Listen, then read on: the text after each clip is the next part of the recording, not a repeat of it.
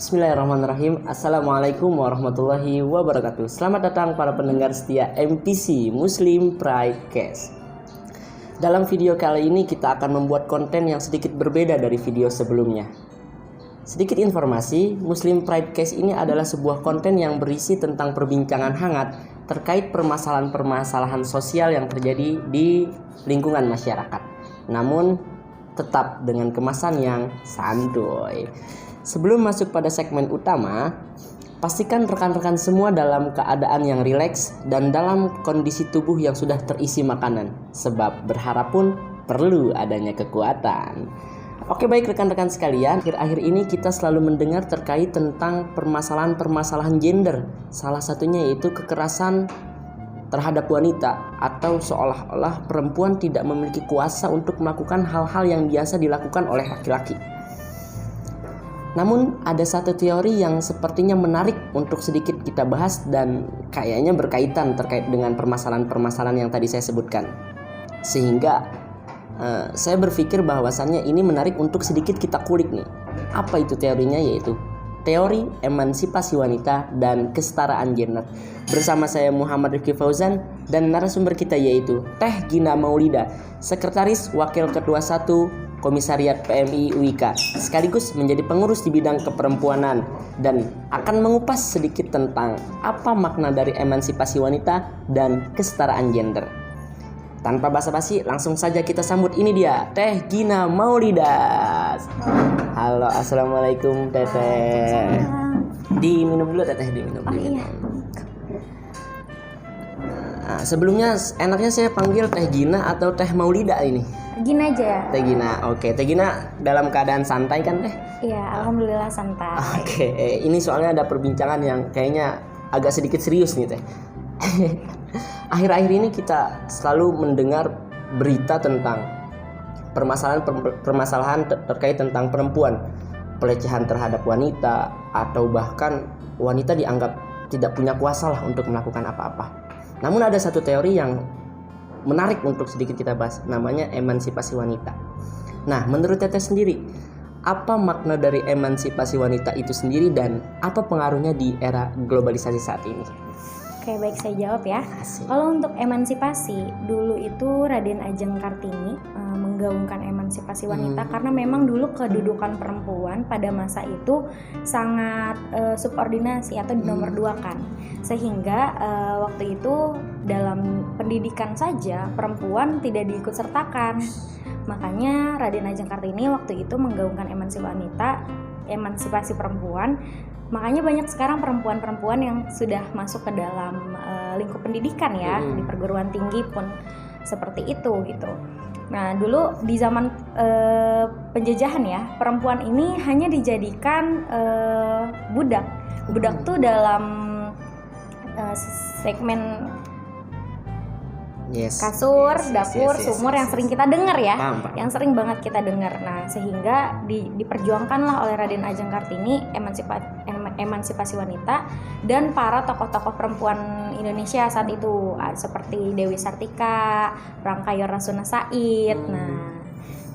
Nah, kalau dalam opini saya, emansipasi wanita ya memang seperti itu, yaitu menyamaratakan hak dan kedudukan perempuan seperti laki-laki. Karena memang perempuan juga berhak mendapatkan pendidikan, perempuan juga berhak masuk ke dalam lingkup ekonomi, politik, sosial, dan lain-lainnya. Karena toh kita juga manusia gitu, nggak cuma laki-laki. Dan punya kuasa untuk melakukan itu berarti? Ya, kalau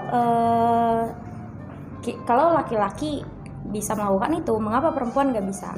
Toh fungsi laki-laki dan perempuan hanya dibedakan dalam fungsi biologisnya saja. Benar? Betul. Fungsi perempuan dan laki-laki hanya dibedakan dalam fungsi biologisnya saja. Allah juga pernah berfirman kan kalau perempuan dan laki-laki ini adalah sama-sama khalifah di bumi. Oh iya, bahkan firmannya aja manusia ya? Iya, bukan laki-laki. Manusia ataupun ini perempuan. adalah perempuan dan laki-laki sama-sama adalah khalifah di bumi. Lalu kenapa harus dibedakan? Berarti teori emansipasi wanita ini berfungsi untuk menggugah atau memotivasi para wanita bahwasannya ya wanita juga mampu bersaing bersama laki-laki gitu, atau gimana? Perempuan juga bisa bersaing, mampu. kalau bisa pun harus bisa bersaing bersama laki-laki. Bukan bersaing dalam artian mengungguli satu sama lain, akan tapi menjadi mitra sejajar yang bergerak secara bersamaan. Tidak ada yang diperhamba dan dihambakan, gak ada yang dipimpin, ya nggak? Betul. Dan yang memimpin gitu. Jadi sebelum ada teori emansipasi wanita ini, di Eropa sana itu sudah ada yang namanya gerakan feminisme. Nah, tapi banyak orang-orang yang sekarang menyalahartikan gerakan feminisme, mungkin karena yang dilihat ini tahu sosial media, dan nggak semua hal di sosial media ini bisa kita telan secara mentah-mentah, ya kan? Iya, banyak hal di sosial media ini yang nggak bisa kita telan secara mentah-mentah. Seperti feminisme ini, dulu kenapa ada feminisme? Karena memang dulu gerakan perempuan ini belum ada kan. Nah, dulu perempuan ini diperbudak di Eropa, di Amerika sana juga seperti itu.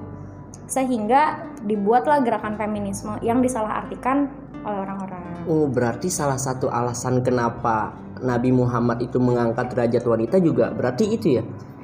Iya. Karena wanita juga punya kemampuan sebetulnya untuk itu. Karena sebelum zaman pra-Islam, perempuan ini keadaannya tidak diinginkan.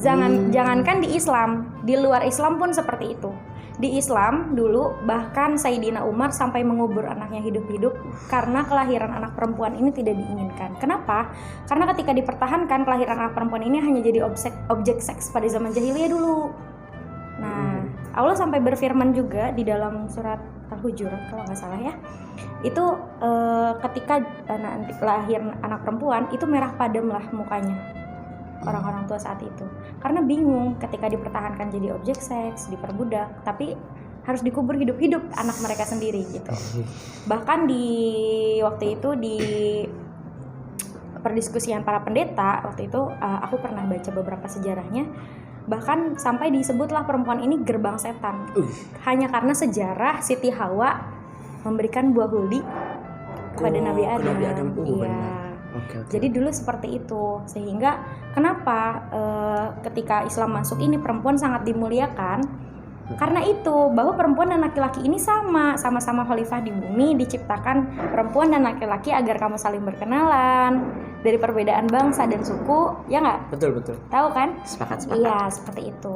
Berarti sedikit saya simpulkan dari perbincangan yang tadi, bahwasannya ya kalau di Indonesia sendiri itu penggagas dari teori emansipasi itu berarti Raden Ajeng Kartini. Iya. Dan kalau dari Islam itu sendiri sebetulnya Nabi Muhammad juga dari awal juga mendakwahkan terkait tentang semangat kepada para perempuan berarti ya.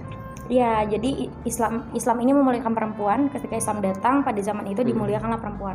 Tapi sebelumnya di timur sana udah pernah ada kok perempuan yang jadi pemimpin. Tahu Ratu Balkis? Yes. Tahu? Ya. Ya, itu kan salah satu pemimpin yang ketika pada zamannya memang merdeka sekali. Nah, apakah itu membuktikan kalau perempuan tidak bisa jadi pemimpin?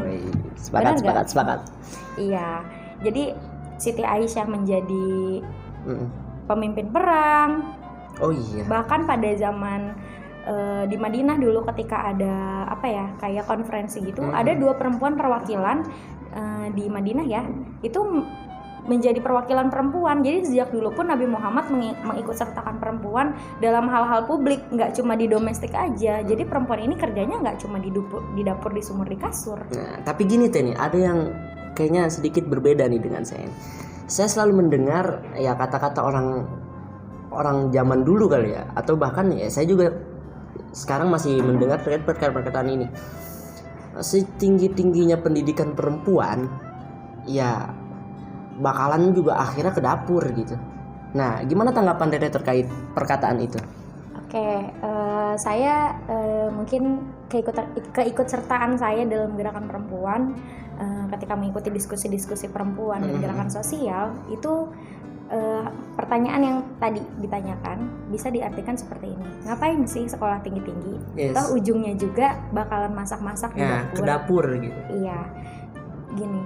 Untuk kodrat perempuan, kita bisa tahu kodrat perempuan itu ada 4 ya. Ada haid, menyusui, melahirkan, dan mengandung. Oh, saya nggak tahu tuh. Itu adalah kodrat perempuan. Masak itu bukan kodrat perempuan. Jadi bisa disimpulkan bahwa pernyataan yang tadi tentang ngapain perempuan sekolah tinggi-tinggi ketika nanti baliknya bakal ke dapur lagi, itu adalah konstruk masyarakat.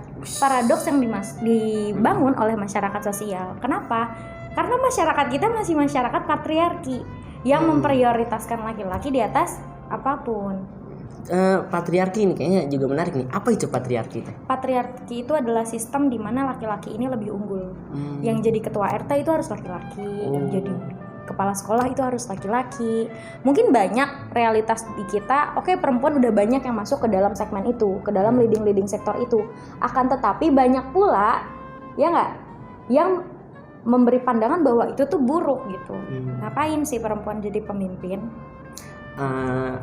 Apa boleh jadi pandangan patriarki itu lawan dari emansipasi, atau memang justru adanya pandangan patriarki ini justru menghambat praktik dari emansipasi itu teh?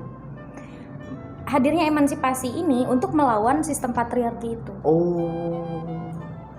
Yes. Kenapa harus laki-laki yang diunggulkan ketika kita sama-sama setara? Padahal sama. Iya. Lalu kenapa harus laki-laki yang diunggulkan? Dan itu kan akhirnya menjadi halangan untuk bergeraknya perempuan. Sehingga perempuan ini bergerak cuma ada batasnya. Nggak usah jadi kepala sekolah, jadi guru aja yang jadi kepala sekolah harus laki-laki. Itu dari lingkup terkecil yang bisa kita lihat ya. Bahkan aku yakin orang-orang di sini masih banyak yang di dalam keluarga atau rumah tangganya masih melanggengkan sistem patriarki. Kamu kenapa nggak ngasah? Kamu kan perempuan. Sepakat. Tapi gini teh, ada satu teori yang membuat saya bingung lagi nih teh. Apa? Oke lah, emansipasi ya saya anggap selesai lah. Ya. Oke. Walaupun ya saya sepakat lah, emansipasi adalah sebuah motivasi untuk perempuan yang memang untuk membangkitkan semangat bahwasannya ya semua manusia sama diciptakan di bumi untuk menjadi khalifah gitu kan. Aku boleh meluruskan lagi. Oke. Salah nih kesimpulan saya. Enggak, itu udah benar. Akan tetapi di sini bukan hanya untuk menjadi motivasi, tapi memang gerakan emansipasi ini adalah gerakan di mana menyamaratakan hak dan kedudukan perempuan dengan laki-laki. Oke, kecuali di rumah tangga ya. Ada banyak hal yang memang tidak bisa ditembus perempuan.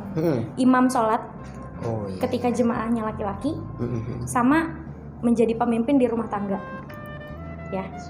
Itu yang memang tidak bisa ditembus oleh perempuan. Kenapa? Karena kalau di dalam agama Islam itu mutlak ya. Dalilnya juga kuat laki-laki itu pemimpin di rumah tangga. Tapi pemimpinnya ini masih ada batasan-batasannya.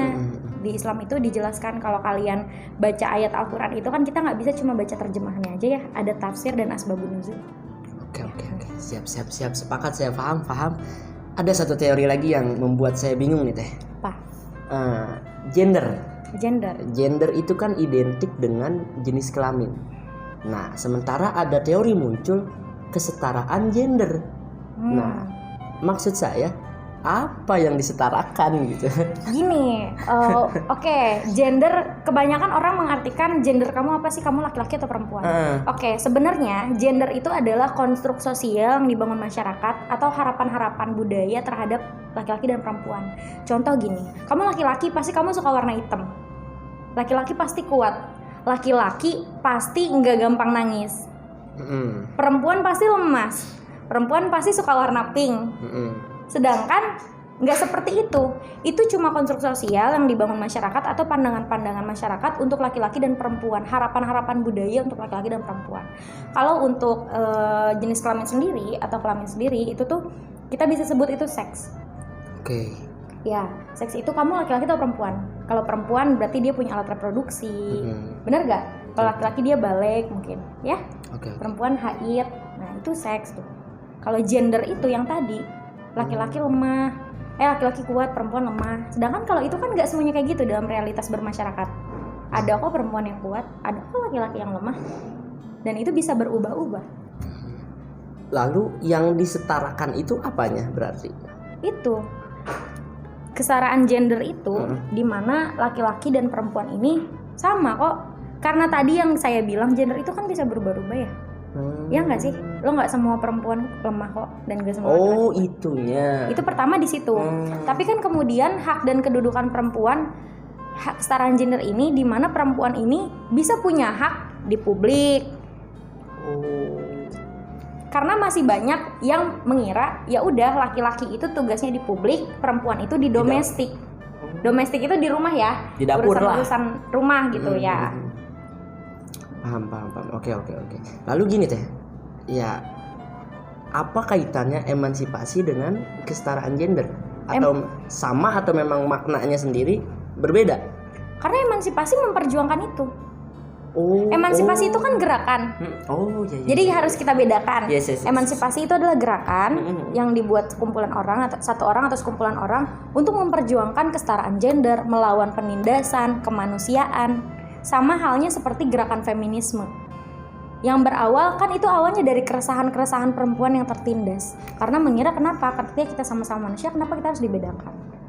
Ya nggak? Akhirnya dibuatlah gerakan itu untuk memperjuangkan apa ya? Kesetaraan gender. Nah, tapi kalau berbicara tentang gender, gak bisa perempuan aja. Kesetaraan gender itu harus perempuan dan laki-laki. Laki-laki juga seperti itu. Banyak kok laki-laki juga yang mengalami pelecehan. Ya nggak? Iya. Makanya sekarang ada undang-undang TPKS ya. Ya, gitu. Iya. Tapi gini teh,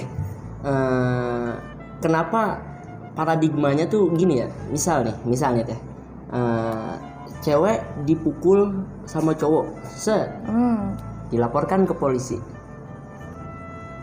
Laki-laki tuh pasti masuk tuh berkas-berkas laporan. Tapi sebetulnya bisa nggak sih? Misalkan cewek mukul laki-laki yang melaporkan. Sebetulnya konsep itu tuh sebetulnya dengan adanya kesetaraan gender dan itu tuh sebetulnya konsep itu tuh bisa atau memang kayak gitu nggak adil gitu? Sama aja. Perempuan dipukul laki-laki atau dilecehkan oleh laki-laki melaporkan, itu masuk pelecehan seksual. Laki-laki dilakukan sebaliknya, dilaporkan, itu pelecehan seksual. Kesetaraan gender itu nggak cuma perempuan, tapi laki-laki juga. Ketika laki-laki memang menjadi korban pelecehan, diskriminasi, itu harus diperjuangkan juga hak-haknya. Nah, seperti halnya gerakan feminisme yang tadi, dulu memang bergeraknya untuk perempuan, tapi sekarang lebih kemanusiaan, melawan penindasan. Ketika laki-laki ditindas, ya harus diperjuangkan juga hak-haknya. Oke nih teh, dari tadi kan kita banyak berbicara tentang wanita, kesetaraan gender, emansipasi. Sepertinya ada pertanyaan yang menarik nih teh. Dari tadi kan teteh memperjuangkan yang memang hak-hak terkait wanita itu sendiri. Pertanyaan saya, siapa tokoh wanita yang membuat teteh aktif di gerakan keperempuanan, memperjuangkan, boleh dibilang aktivis emansipasi lah saya bilang. Sebenarnya kalau emansipasi ya? Iya, siapa teh tokoh? Kalau emansipasi kan pasti pencetusnya ya. Kalau di Indonesia itu kan Raden Ajeng Kartini. Cuma ketika kita lihat di bidang media sosial gitu, saya kenal para pejuang perempuan, bukan kenal ya, saya tahu beberapa pejuang perempuan. Kalau di dalam internasional itu ada Profesor Aminah Wadud. Kamu pernah dengar 2006 itu ada Lady Imam, perempuan yang memimpin sholat Jumat di sana di timur. Waduh.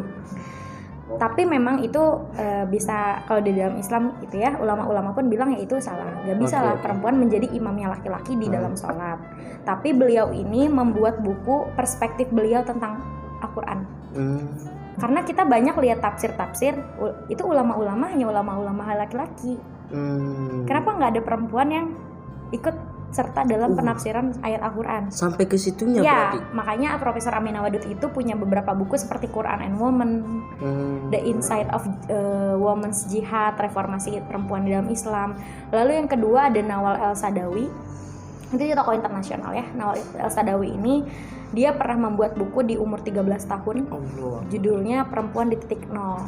Dia waktu itu mapping dan research melihat gerakan-gerakan perempuan di masyarakat itu seperti apa. Kamu harus baca bukunya, itu keren banget bukunya. Perempuan di Titik Nol. Kalau di Indonesia, di dalam, kalau Islam ya, ini kan tokoh perempuan muslim ya. Betul. Tokoh perempuan muslim. Aminah Wadud ini muslim, Nawal El-Sadawi ini muslim. Walaupun Aminah Wadud ini adalah satu-satunya muslim di keluarganya, karena keluarganya adalah keluarga pendeta waktu itu. Di tokoh nasional itu ada Bu Nur Rofiah, beliau itu aktif di Fatayat Nahdlatul Ulama. Bu Nur Rofiah ini juga seorang dosen, beliau ini dosen pascasarjana PT IKI yang memang aktif untuk memperjuangkan hak-hak perempuan. Bahkan beliau ini juga aktif dalam forum ulama perempuan Indonesia waktu itu. Nah, terus ada Bu Hajah Siti Musdah Mulia, beliau juga dosen pasca sarjana UIN Syarif Hidayatullah. Beliau punya banyak buku tentang Islam menggugat poligami, tentang politik dan perempuan. Memang banyak ya nggak? Beliau ini pejuang-pejuang hak perempuan. Nah, untuk ada lagi Mbak Kalis Mardiasih. Saya nggak tahu semua. Mbak Kalis Mardiasih ini seorang penulis ya. Beliau juga adalah seorang aktivis NU yang memang lahir dari NU. Mbak Kalis Mardiasih ini memperjuangkan hak-hak dan kesetaraan perempuan serta memprosesi dan membantu korban dalam kekerasan seksual, KDRT, anak-anak. Nah, itu Mbak Kalis. Iya. Oke. Jadi banyak ya rekan-rekan sekalian, para pendengar setia MPC, tadi terkait pembahasan apa itu emansipasi, kesetaraan gender, dan tadi tokoh-tokoh idola dari Teh Gina itu sendiri udah disebutkan lah apa peranannya untuk Indonesia, untuk Islam. Terakhir nih sebagai closing statement, nah, kira-kira apa pesan yang pengen Teteh utarakan atau ucapkan untuk penonton di rumah MPC ini Teh? Baik untuk perempuan ataupun untuk laki-laki, karena tadi pembahasannya sudah kesetaraan gender. Kalau aku sih mungkin pesan untuk perempuan dan laki-laki di luar sana, toh mungkin untuk muslim, Tuhan ini sudah menurunkan ya ayat yang dimana menjelaskan kalau kita ini sama-sama khalifah di bumi. Benar gak? Betul. Sama-sama khalifah di bumi. Lalu apa yang harus dilakukan? Jangan melakukan penindasan, karena memang perempuan dan laki-laki ini tidak beda gitu. Yang membedakan hanya fungsi biologisnya saja. Kalau kata Allah, diciptakan perempuan dan laki-laki ini sama aja. Yang dilihat sama Allah itu cuma tingkat ketakwaannya. Cuma tingkat ketakwaannya aja gitu. Sehingga mengapa perempuannya harus ditindas, dimarginalisasikan, disubordinasikan gitu. Banyak perempuan-perempuan yang sudah bahkan mengorbankan beberapa hal miliknya hanya untuk mengungkapkan kebenaran yang pahit gitu di masyarakat kita gitu. Jadi perlunya adanya kesetaraan gender ya gitu. Bukan untuk perempuan lebih unggul daripada laki-laki, akan tetapi kita adalah mitra sejajar yang sama-sama bergerak di masyarakat. Oke. Baik Teh, terima kasih Teteh atas waktunya. Terima kasih atas ilmunya. Terima kasih atas perbincangan hangat kali ini. Mohon maaf saya sudah mengganggu waktunya di tengah-tengah kesibukan Teteh nih. Saya senang masih banyak orang-orang yang mau menggerakkan suara-suara seperti ini ya. Iya, entah laki-laki ataupun perempuan, ketika mau menggerakkan hal seperti ini, saya senang aja. Jadi saya dukung sih pasti. Asik, siap. Oke, baik, terima kasih. Itu dia teman-teman perbincangan hangat antara saya dan Teh Gina. Jangan lupa di like, share, and subscribe channel YouTube dari Muslim Pride. Ya, itu dia. Jangan lupa di like and subscribe, tonton kita berdua. Kalau memang ingin menyaksikan video-video selanjutnya, silahkan komen yang banyak. Nanti kita akan bahas terkait isu-isu sosial yang menarik tentu saja, dan dengan narasumber-narasumber yang menarik juga. Oke, terima kasih teman-teman. Terima kasih Teteh atas waktunya. Mohon maaf sudah mengganggu. Sekian dari saya, Muhammad Rifki Fauzan dan Gina Maulida. Kami berdua pamit undur diri. Wallahul muwaffiq ila aqwamit thoriq. Wassalamualaikum warahmatullahi wabarakatuh. Diminum dulu.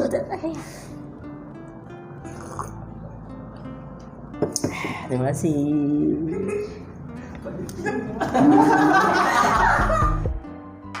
Nothing in this world could ever bring them down. Yeah, they're invincible, and she's just in the background. And she says, I wish that I could be like the cool kids, 'cause all the cool kids, they seem to fit in. I wish that I could be like the cool kids, like the cool kids.